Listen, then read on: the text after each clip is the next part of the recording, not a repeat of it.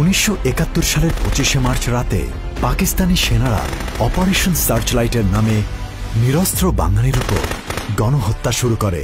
তখন থেকেই বাঙালি সেনা সদস্যগণ পাকিস্তান সেনাবাহিনী থেকে বিদ্রোহ করে সশস্ত্র প্রতিরোধে আত্মনিয়োগ করে।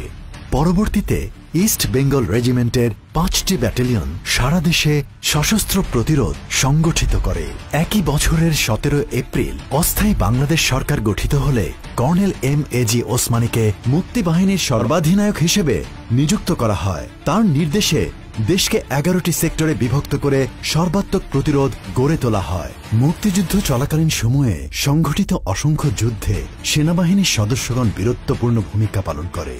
এই সকল যুদ্ধে সেনাবাহিনীর পাশাপাশি ছাত্র সমাজ ও সাধারণ জনগণও গেরিলা যোদ্ধা হিসেবে অসাধারণ ভূমিকা পালন করে।